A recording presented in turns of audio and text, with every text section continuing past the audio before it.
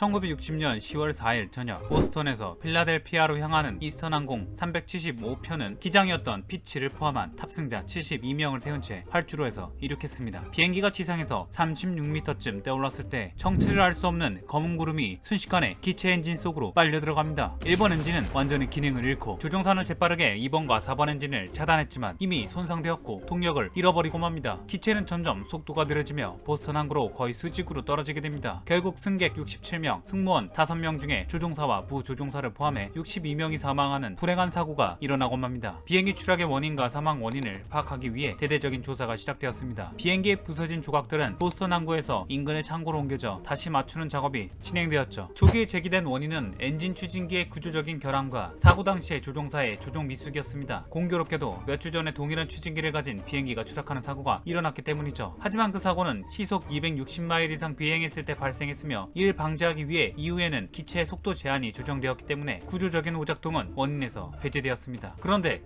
비행기 추락 후 다음날 아침에 100마리가 넘는 죽은 찌르레기들이 활주로 주변에 발견되었던 것입니다. 새해 충돌이 사고의 원인이 아닐까 하는 여론이 형성됩니다. 추락한 기체와 동일한 엔진을 가져와 마취에서 깨어난 찌르레기를 충돌시키는 실험이 진행되었어요. 동시에 당시 사건을 재현한 비행기 시뮬레이터를 설치해 비행기 조종사들을 대상으로 한 모의 비행을 테스트했습니다. 동일한 조건에서 찌르레기가 충돌했을 때 조종사들이 이에 대처하는 것이 가능한지를 실험한 것이죠. 실험 결과 60회가 넘는 모의 비행에서 몇 명의 조종사를 제외하고는 모두 실패했습니다. 결국 실험을 진행한 항공위원회는 이 사고는 찌르레기 때에 의해 일어난 것이며 같은 조건에서 조종사들의 기체를 제어하는 것은 불가능하다는 결론을 냈고 기장이었던 피치의 조종 미숙의 가능성은 없어졌습니다. 사실 북미 대륙은 애초에 찌르레기가 한 마리도 없었던 곳이었습니다. 그러던 것이 기하급수적으로 숫자가 늘어나게 된 것이죠. 어쩌다가 찌르레기가 미국에 정착해 살게 된 것일까요? 그건 바로 세익스피어 때문이었습니다. 정확히 얘기하면 세익스피어를 너무나 사랑한 한 명의 얼간이 때문에 일어난 사건이죠. 오늘날까지도 미국 역사상 최악의 조류 충돌로 인한 비행기 추락 사고로 남은 이 사건은 과거에 외래 동식물을 자국에 도입하는 취미를 가졌으면서 셰익스피어를 너무나 동경한 한 명의 인물 때문에 일어난 나비 효과였습니다. 이 인물의 이름은 유진 시펠린. 1958년 마오쩌둥이 스촨성의 농촌을 시찰하다가 곡식을 쪼아먹는 참새를 보고 한마디 합니다. 저 새는 해로운 새다. 참새를 없애라. 이 한마디에 중국 인민들은 참새 소탕 작전을 펼치고 2억 마리가 넘는 참새가 몰살당합니다. 마오쩌둥의 의도는 곡식의 수확량을 늘리려는 것이었는데 그 결과는 해피엔딩이었을까요? 참새를 박멸했더니 천적이 사라진 메뚜기 떼가 창궐해 벼농사는 폭망하고 3년 동안 4천만 명이 넘는 중국인들이 굶어 죽었습니다. 유진 시펠린은 마오쩌둥과 비슷한 실수를 저질렀는데 그 방향이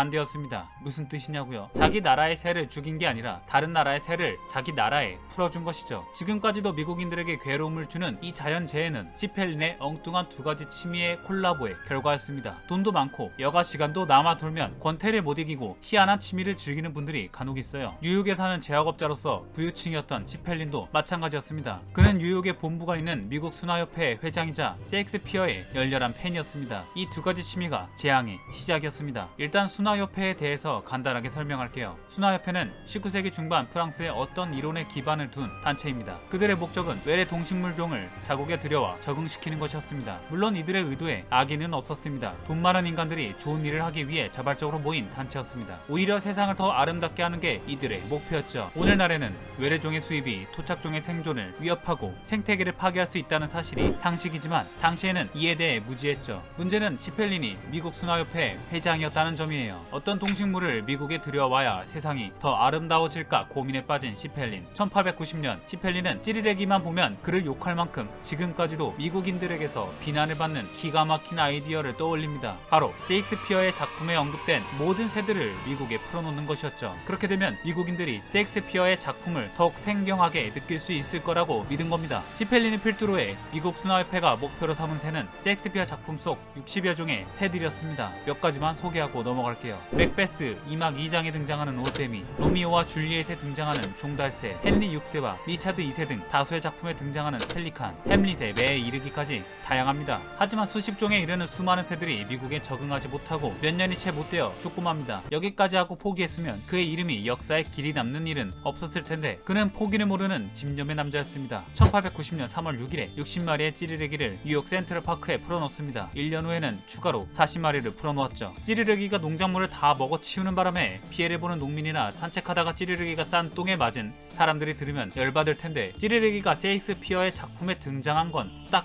한 대목입니다. 왕의 귀에 대고 모티머라고 외치겠다. 아니 그보다 찌르레기 한 마리에게 말을 가르쳐 모티머 한마디만 하게 만든 다음 그에게 주리라. 그의 화를 계속 돋을 수 있도록. 이 대목은 셰익스피어의 헨리 4세 제1부 1막 3장에 등장합니다. 정당한 왕의 계승자인 모티머를 옹호하며 헨리 4세와 대립하던 어떤 신하가 했던 대사죠. 여기 말고는 어떤 작품에서도 찌르레기는 등장하지 않아요. 찌르레기 때문에 피해받은 사람들은 고작 한 구절 때문에 난리를 쳤냐며 비아냥거릴만 하지만 치펠린에게 이런 볼멘 소리는 귓등으로도 들리지 않았을 거예요. 한편 센트럴파크에 놓아진 100마리의 찌르레기들은 앞서서 미국 땅을 밟았던 선배 새들의 전철을 밟는 듯 했습니다. 100마리 중에 고작 32마리만이 살아남았던 것이죠. 치펠린은 또다시 좌절감을 느낍니다. 그런데 기적이 일어났어요. 미국 자연사 박물관 처마 밑에 찌르레기들이 둥지를 틀고 뉴욕의 혹독한 겨울을 용케 버티고 있었던 걸 발견한 것이죠. 찌르레기는 낯선 환경에 잘 적응하기로 유명한 종입니다. 미국의 기후에 적응한 찌르레기들은 호주에 풀어놓은 24마리의 토끼가 수억 마리로 불어난 것처럼 무리의 수가 계속 늘어나게 됩니다. 북미 대륙은 찌르레기가 한 마리도 살지 않았던 곳이었고 당연히 그들의 천적이 존재하지 않았던 생태계였습니다. 그러던 것이 1890년대가 지나가기 전에 뉴욕시에 널리고 널린 새가 되었습니다. 1920년대에는 미국의 절반을 침략하기 시작했고 1950년에는 캘리포니아까지 진출했습니다. 이제는 멕시코와 알래스카에서도 흔하게 볼 수 있는 새가 되었습니다. 마오쩌둥이 참새를 2억 마리 죽인 것과는 반대로 미국의 찌르레기는 현재 2억 마리까지 늘어났습니다. 마치 히치콕 감독의 영화 새에 등장하는 끔찍한 장면처럼요. 찌르레기는 북미에서 가장 미움받고 있는 새입니다. 이유는 이들이 난폭한 습성을 가진 동시에 100만 마리씩 무리를 지어 이동하는 녀석들이기 때문이죠. 떼지어 이동하면서 나무의 구멍에 알을 낳고 사는 미국의 토착 새들을 쫓아내는가 하면 밭에 나는 농작물들을 싹쓸이하면서 곡물 창고까지 털어갔습니다. 게다가 먹고 난 후에는 아무 곳에나 똥을 싸갈겼습니다. 냄새가 고약한 건 덤이죠. 뉴욕타임즈의 기사에 따르면 북미에서 가장 경제적으로 타격을 주는 새로 찌르레기를 뽑았습니다. 무리를 지어 하늘을 누비기 때문에 지상뿐만 아니라 하늘도 위협했습니다. 결국 1960년에 앞에서 언급한 비행기 추락 사고를 일으키고 말죠. 한때 미국 차원에서 약을 놓거나 총을 쏘거나 덫을 놓는 등의 방법을 써 170만 마리나 죽였지만 그 숫자가 다시 불어나자 더 이상 미국 땅에서 찌르레기를 쫓아내는 건 불가능하다는 사실만 확인되었을 뿐입니다. 또한 일부 동물 보호단체에서는 해충이 많이 줄어드는 효과가 있다고 하며 옹호하는 시비를 하기도 했습니다. 하지만 찌르레기로 인한 피해는 일일 상쇄하고도 남을 정도로 심각합니다. 1990년 이후로 찌르레기로 인한 피해는 한 해에 하나로 5천억 원에 이른다고 합니다.